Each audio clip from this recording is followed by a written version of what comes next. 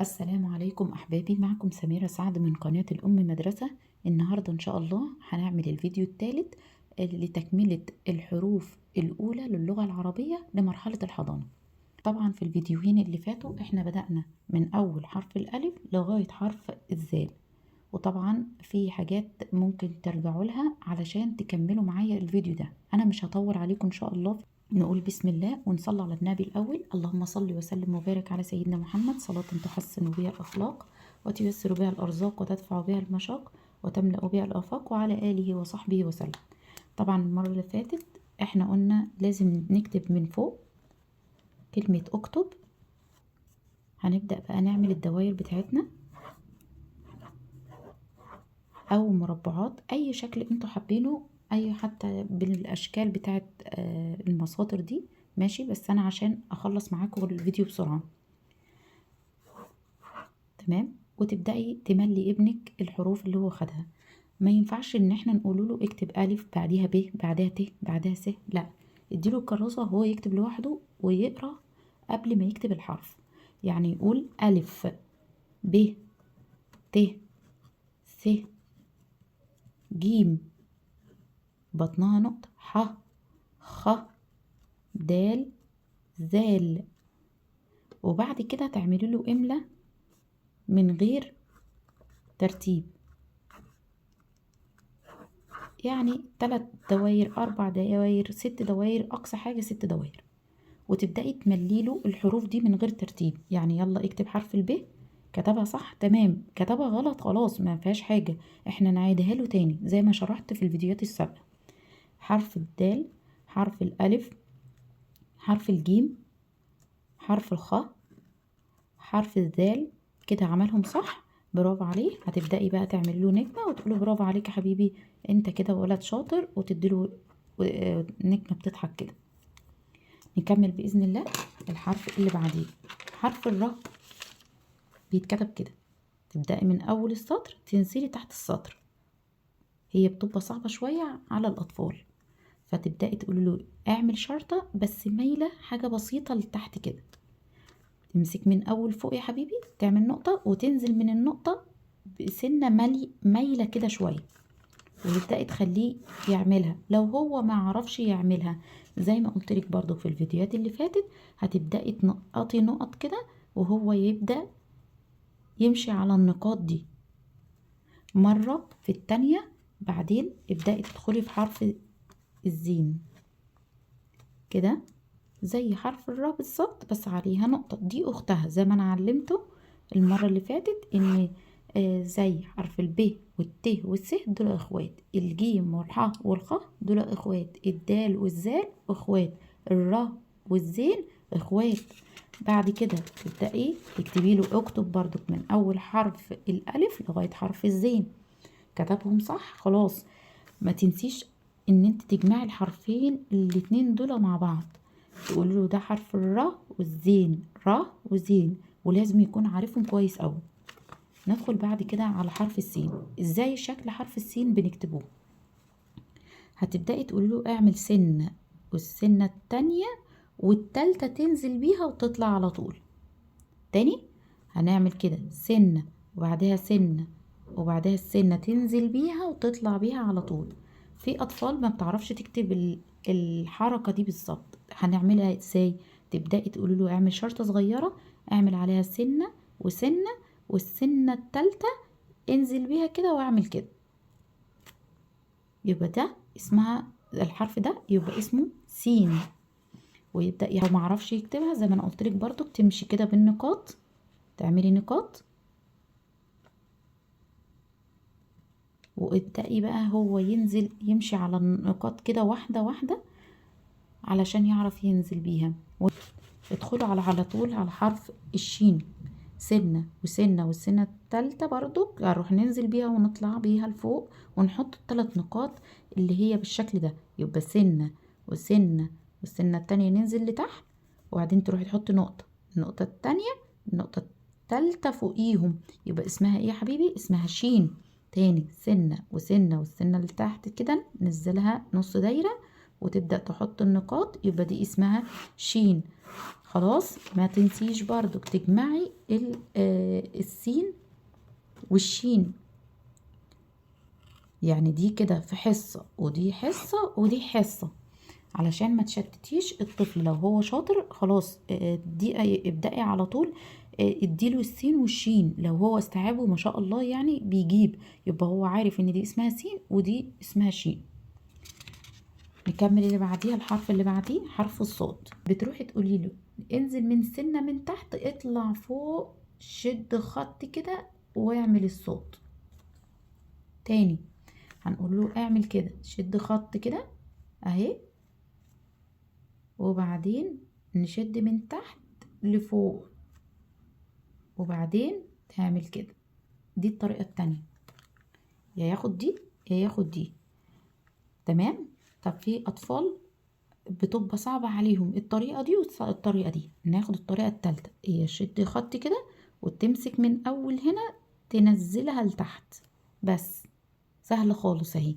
وبعدين برضو نفس الحركة بتاعت السين والشين، يبقى هو هيكتبها معاكي بالطريقة دي. اول طريقة يا اما ينزل من تحت كده يطلع فوق ويمشي كده ويعمل كده، دي صوت. الطريقة التانية اللي هي يمشي كده وبعدين يقفلها الاول وبعدين يعمل كده. الطريقة التالتة اللي هي بيعملها كده وينزل بيها لتحت وبعدين يعمل النص دايرة، يبقى اسمها ايه يا حبيبي؟ اسمها صاد. نفس الكلام هو هيتعود على الطريقة الأخيرة، لأن الأطفال في أطفال ما شاء الله بتعرف تجيب الطريقة الأولى دي بسرعة قوي، إن هو بيتعود بقى إن هو يعمل كده وعلى طول. في أطفال بتبقى التانية دي بتبقى صعبة شوية خلاص، فبيروح يعمل شرطة كده وبعدين يقفلها وبعدين يعمل ايه النص دايرة. الاتنين صح. الضاد نفس الحكاية بس بنحط عليها ايه نقطة. وما تنسيش برضو تكتبي له الصاد والضاد اهي. هندخل على الحرف الجديد الطه كده، نفس الحكاية بتاعت الصاد بالظبط، وبعدين هنحط واحد كده فوق دماغه من فوق، يبقى دي اسمها طه.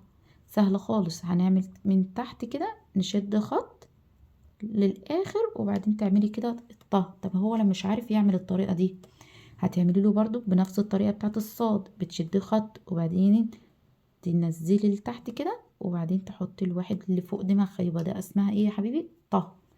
طه. كتبها صح خلاص. ابدأي اكتبي الحرف اللي بعديه على طول اللي هو الطه اهو، نفس الحركة وتحط النقطة قدامها شبه العشرة كده، يبقى دي اسمها ظه. دي من الحروف اللثوية. يبقى احنا كام حرف احنا خدناه من الحروف اللثوية؟ 3 حروف، الث والذال والظه. تاني، يبقى انا شديت خط وبعدين اقفل كده وبعدين احط الواحد واحط النقطة قدامها، يبقى اسمها ظه. اعرف يكتب الطريقة دي صح؟ الطريقة دي صح. تاني هنقولها تاني، بتشد خط كده تقفلها زي الصاد بالظبط وبعدين تعمل كده، يبقى دي اسمها ايه؟ طلع طرف لسانك وانت بتقولها، اسمها ظه. ظه. ظه وطخنها شوية، يبقى الطه والظه. طبعا انا اخدت معاكم الحروف لغايه حرف الظا وهقف ليه، لان في حاجه مهمه لازم اقولها لكم. اثناء ما احنا بناخد الحروف من اول حرف الراء والزين والسين والشين والصاد، كل مره بنعمل تمرين. ايه شكل التمرين؟ تعالوا نقول لكم بقى. اثناء ما انت بتخلصي الواجب وتعملوا له الثلاث عواميد ان هو يكتبهم، بتروحي تقولي له مثلا ميز الحرف المختلف، وقولي له يلا لوني الحرف المختلف ما بينهم. هيبدأ يقولك هو ده الحرف المختلف. حرف ايه ده بقى؟ هيروح يقولك حرف الذال. يلا يا حبيبي مين المختلف؟ هيروح يلون لك الحرف ده، يقولك ده الحرف المختلف، ده اسمه جيم ودي ح ودي ح ودي ح. خلاص. ده اول تمرين سهل خالص. التمرين التاني كلمة اكمل اهو، وابدأي اكتبي له هنا ألف وتعملي نقط نقط، اكتبي الس الجيم. يلا يا حبيبي ابدأ اكتب بقى الحرفين دول، هو هيقرا هيقول ألف بعديها حرف الب، بعد الب في حرف اسمه ت، يبقى هو كتبها صح. خلاص هي دي التمرين التاني، التدريب التاني ان انت بتدربيه ان هو يكتب الحروف اللي مش موجودة في الدوائر. نعمل تمرين تاني. ادي اهي ح اهو، عملنا الح نقط نقط زال ر. يلا اكتب بقى الحرفين دول. هيروح يعمل لك بقى الحرف ده يا ماما اسمه حرف الخ، وده حرف الدال. سهل كده. التمرين التاني بتقولي لي وصل، ودي سهلة، اظن دي سهلة يعني. لو بتعرفي ترسمي ممكن تعملي له رسومات كده زي الرسومات اللي موجودة هنا كده، تمام.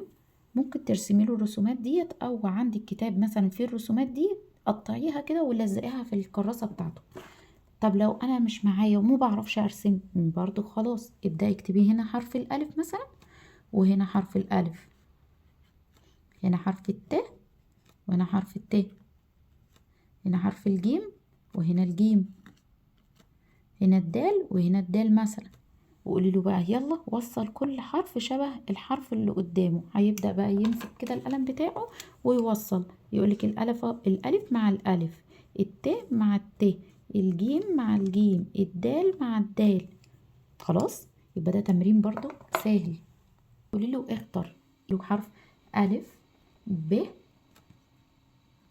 ت، وتعملي له نقط وتفتحي قوس كده، وتروح تكتبي بقى الحروف جيم ولا الدال ولا الس ولا الر. ابدأ بقى يا حبيبي اختار الحرف اللي بيجي بعد الحروف دي. يروح يقولك بقى خلاص انا عارف ألف ب ت، وهيروح على طول يختار حرف الس. يبقى ده تلميذ شاطر ما شاء الله عليه. خلاص التمارين دي بتنمي عند الطفل ان هو خلاص بيربط الحروف ببعضها، وكمان بيتعلم ان خلاص بقى عارف الحرف ده بعديه حرف ايه، والحرف التاني ده بعديه ايه، ولو هو غلط في الحرف ده ما فيهاش حاجة زي ما انا قلتلك، راجعي له الحرف وما تخوفوش. كده انا وصلت لنهاية الفيديو. لو في اي سؤال حابين تسألوني فيه تمام انا هجاوب عليكم. والهدف من الفيديو ده ان احنا امهات من واجبنا ان احنا نقعد مع عيالنا في المراحل الاولى من حياتهم ان هم يتعلموا ويعرفوا يمسكوا القلم. واهم حاجة ان احنا لا نزعق ولا نشخط في العيل وهو صغير علشان ما يخافش من التعليم. نحببه في الحاجة بالرسومات والالوان والكراسات، وتبدأي كل شوية كده تجيبي له سبورة صغيرة على قده وتقول له يلا امسك اكتب الحرف اللي انت خدته النهاردة. نشجعه علشان يستقبل حرف جديد في مخه وما تخوفهوش من التعليم. وكل سنة وانتم طيبين، ويا رب يكون الفيديو بتاعي عجبكم. سلام عليكم.